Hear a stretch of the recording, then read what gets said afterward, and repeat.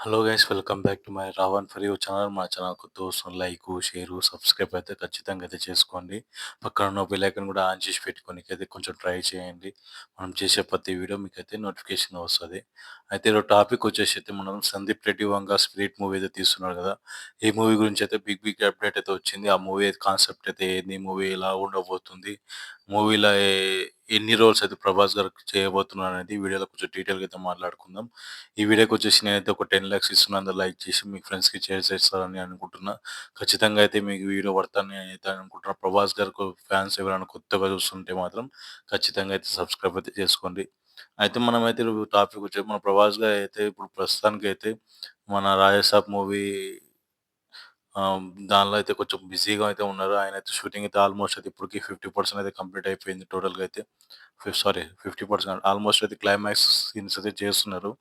దీనికి ఇంగా ప్రొడక్షన్ కొరకు దీని కొరకైతే కొన్ని ఇంటర్వ్యూస్‌కైతే వెళ్ళాల్సొస్తది కదా. మనకు 'రాజసాబ్' గురించైతే ప్రమోషన్ చేయనీకైతే అక్కడ ఇక్కడ కంట్రీ అయితే తిరగడానికి వస్తది మనకైతే ప్రభాస్ గారు. ఈ మధ్యలో అయితే కొంచెం బిజీ అయితే ఉన్నారు. అయితే ఇప్పుడు నాకు 'స్పిరిట్' మూవీ షూటింగ్ అయితే ఆల్మోస్ట్ అయితే మొదలైందని చెప్పేసి చెప్పవచ్చు. ఇది ఒక హాఫ్ రోల్ అయితే చేయబోతున్నారు మన ప్రభాస్ గారు. దీనిలో ఒకటి ఉపాధ్యాయుడిగా క్యారెక్టర్ చేయబోతున్నారు. ఒకరు పోలీస్‌గా క్యారెక్టర్ అయితే చేయబోతున్నారు. ఇంకొక ఆయన గ్యాంగ్‌స్టర్ క్యారెక్టర్ అయితే 3 రోల్స్ అయితే నెక్స్ట్ లెవెల్ అయితే పెట్టిండంట సందీప్ రెడ్డి వంగ. దీనిలో యాక్షన్ సీన్స్ మాత్రం వెన్నెముకలో వణుకు పుట్టించేట్టు ఉన్నాయని చెప్పేసి అయితే ఇండస్ట్రీలో వర్గాలైతే బయటైతే గట్టిగా తినిపిస్తున్నాయి. ప్రభాస్ గారి సినిమా ఇప్పటివరకు ఎప్పుడు చూడని అయితే ఫైట్ సీన్స్, ఎప్పుడు చూడని అయితే యాక్షన్ సీన్స్, ఎప్పుడు చూడని డైలాగ్స్ అయితే కొన్ని అయితే సందీప్ రెడ్డి వంగ గారైతే ఈ మూవీలో చేయబోతున్నారని చెప్పేసి బయట సినిమా ఇండస్ట్రీలో అయితే బయట గట్టిగా అయితే టాక్ ఉండబోతుంది. ఇంకొకైతే మనకైతే ప్రభాస్ గారైతే సందీప్ రెడ్డి వంగ గారైతే ఈ మధ్యలో గొడవ అయింది. ఇంగ అయితే ఇప్పుడైతే సినిమా అయితే ఆహ్, చేయరని చెప్పేసి అందరికైతే నోటికి అయితే ఏళ్ళు పడడం అయితే జరిగింది.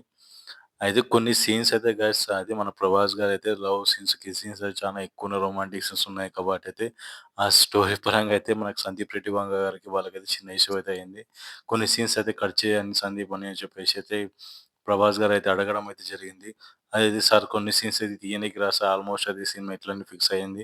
మనకు కొన్ని సీన్స్ చేసి నేను కథనే లేపుతా గానీ ఈ సీన్స్ మాత్రం లేపను సార్ అని చెప్పేసి అన్నారట ప్రభాస్ గారికైతే.